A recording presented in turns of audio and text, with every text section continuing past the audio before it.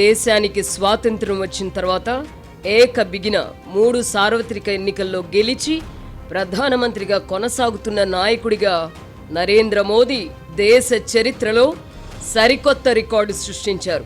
ఈ సందర్భంగా ఎన్డీఏ భాగస్వామ్య పక్షాలు సంబరాలు జరుపుకోగా మోదీని నిలువరించడం ఎలా అని ప్రతిపక్ష ఇండియా కూటమి తలపట్టుకుంటోంది. నిజానికి భారత తొలి ప్రధానమంత్రి జవహర్ లాల్ నెహ్రూ, ఆయన కుమార్తె ఇందిరాగాంధీ మోదీ కంటే ఎక్కువ రోజులు ప్రధానమంత్రిగా కొనసాగారు. నెహ్రూ వరుసగా 3 పర్యాయాలు గెలిచినప్పటికీ వయోభారం, అనారోగ్య సమస్యలతో ప్రధానమంత్రిగానే మరణించారు. ఇందిరాగాంధీ కూడా ప్రధానిగా ఉండగానే హత్యకు గురయ్యారు. ఈ కారణంగా ప్రధాని మోదీ అరుదైన రికార్డును సొంతం చేసుకున్నారు. రాజకీయాలలో ఈ శతాబ్దం నాది అని మోదీ సగర్వంగా చెప్పుకోగలుగుతున్నారు. దేశానికి స్వాతంత్రం వచ్చిన రోజులతో పోల్చితే వర్తమాన రాజకీయాలలో ఎన్నో మార్పులు వచ్చాయి. రాజకీయాలలో విలువలు పతనమయ్యాయి. జో జీతేగా వహీ సికందర్ అన్నట్టుగా పరిస్థితి మారింది. ఎన్డీఏ నాయకుడిగా ప్రధాని మోదీ బాహుబలిగా ఎదగగా ప్రతిపక్ష ఇండియా కూటమి సమర్థ నాయకత్వం కొరవడి మోదీని ఢీకొనలేక డీలా పడిపోయింది. ప్రధాని మోదీ రాజకీయ ఎత్తుగడలను అర్థం చేసుకోలేని ఇండియా కూటమి తన ఉనికిని చాటుకోవడానికి సతమతమవుతోంది. ఒకప్పుడు కాంగ్రెస్ పార్టీని ఎదుర్కోవడం ఎలా అని ఇదే భారతీయ జనతా పార్టీతో సహా అనేక ప్రతిపక్షాలు తలపట్టుకోగా ఇప్పుడు మోదీ శక్తియుక్తుల ముందు కాంగ్రెస్ సహా ఇతర విపక్షాలు నిస్సహాయంగా మిగిలాయి. ప్రధానమంత్రిగా ఇందిరాగాంధీ నియంతలా వ్యవహరిస్తున్నారన్న అభిప్రాయం బలపడడంతో పాటు ఆమె దేశంలో అత్యవసర పరిస్థితిని విధించడంతో నాడు ప్రతిపక్షాలన్నీ ఏకమయ్యాయి. లోక్ నాయక్ జయప్రకాష్ నారాయణ్ నేతృత్వంలో రైటిస్టులు, లెఫ్టిస్టులు ఏకమై జనతా పార్టీకి పురుడు పోశారు. 1977 ఎన్నికల్లో జేపీ ఆధ్వర్యంలో జనతా పార్టీ ఇందిరాగాంధీని ఓడించి మొరార్జీ దేశాయ్ నాయకత్వంలో ప్రభుత్వాన్ని ఏర్పాటు చేసింది. అయితే నాయకుల మధ్య విభేదాల కారణంగా జనతా పార్టీ ప్రభుత్వం ఎంతో కాలం నిలవలేదు. ఇందిరాగాంధీ మళ్లీ అధికారంలోకి వచ్చారు. అయితే పదవీ కాలం పూర్తి కాకుండానే ఆమె తన సొంత అంగరక్షకులైన సత్వంత్ సింగ్, బియాంత్ సింగ్ చేతిలో హత్యకు గురయ్యారు. ఇది చరిత్ర.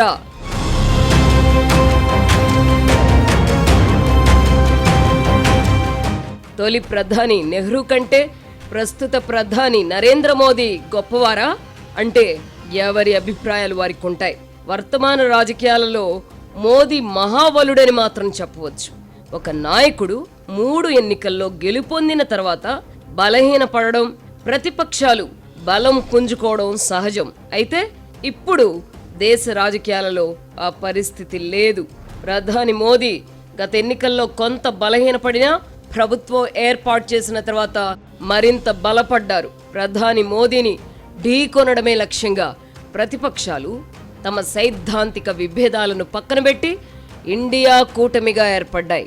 అయితే ఆ కూటమికి 1977లో వలె జయప్రకాష్ నారాయణ్ వంటి సమర్థ నాయకత్వం లేకపోవడంతో పుంజుకోలేకపోతోంది. ఇండియా కూటమిలో ప్రధాన భాగస్వామైన కాంగ్రెస్ పార్టీకి చెందిన రాహుల్ గాంధీ నాయకత్వంపై భాగస్వామ్య పక్షాలకు విశ్వాసం లేకపోవడంతో ఎవరికి వారు తామే ప్రధానమంత్రి అభ్యర్థిగా ఊహల పల్లకీలో ఊరేగారు.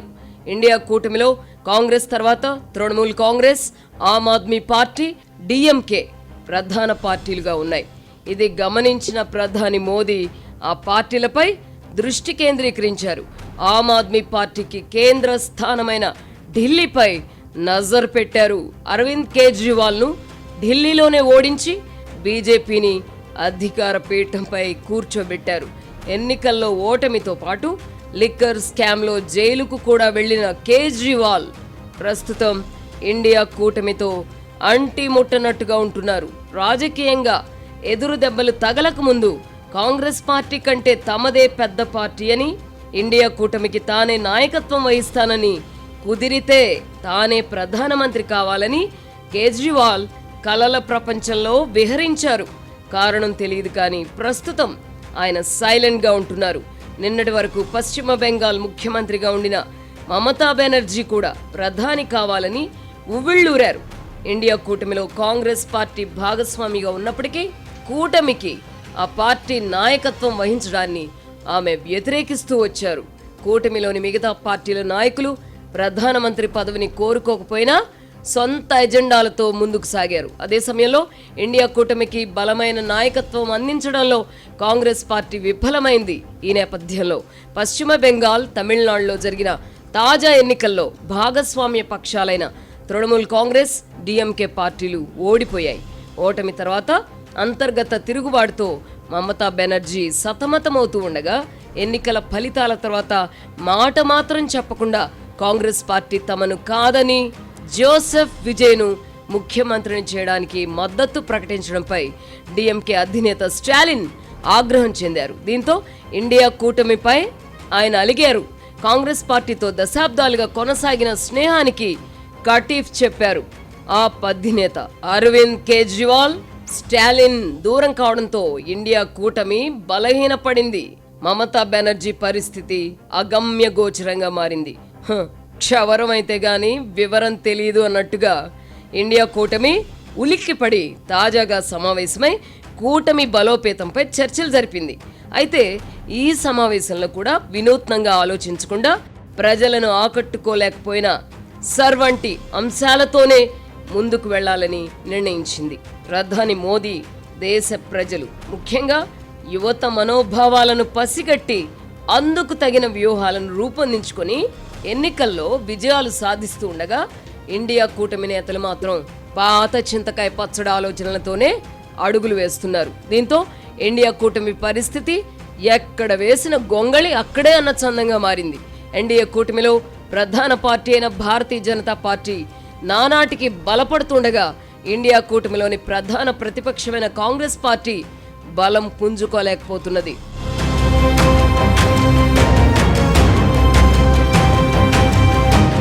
ప్రధాని మోదీ ఎత్తుగడలతో పాటు ఇందుకు అనేక కారణాలున్నాయి.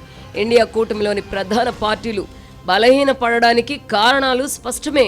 కాంగ్రెస్ పార్టీ బూజు పట్టిన సిద్ధాంతాలను పట్టుకుని వేలాడుతుండగా కూటమిలోని మిగతా భాగస్వామ్య పక్షాల నేతలు వివిధ కారణాలతో బలహీనపడ్డారు. అరవింద్ కేజ్రీవాల్ మితిమీరిన ఆత్మవిశ్వాసంతో పాటు లిక్కర్ కుంభకోణంలో చిక్కుకోవడం వల్ల ప్రజల్లో పలుచనయ్యారు. చివరకు ఆయన అధికారం కోల్పోయారు. మమతా బెనర్జీ అధికారంలో ఉన్నంతకాలం అహంకారపూరితంగానే వ్యవహరించారు.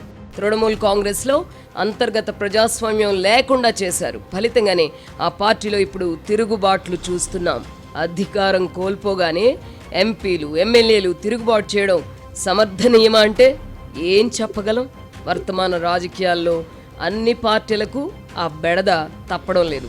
ప్రాంతీయ పార్టీలలో అధినేతల పోకడలే ఆయా పార్టీల భవిష్యత్తును నిర్ణయిస్తాయి.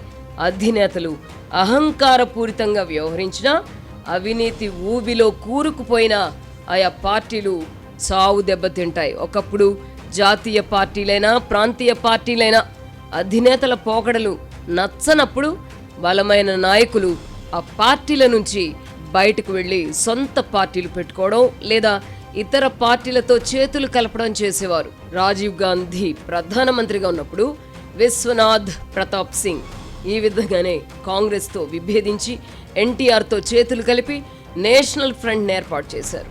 ఆ తర్వాత 1989 ఎన్నికల్లో విజయం సాధించిన విపి సింగ్ ప్రధానమంత్రి అయ్యారు. జాతీయ పార్టీలలోనైనా ప్రాంతీయ పార్టీలలోనైనా అంతర్గత ప్రజాస్వామ్యం లోపించి నియంతృత్వ పోకడలు పొడసూపినప్పుడు ఆయా పార్టీలలో తిరుగుబాట్లు రావడం సహజం.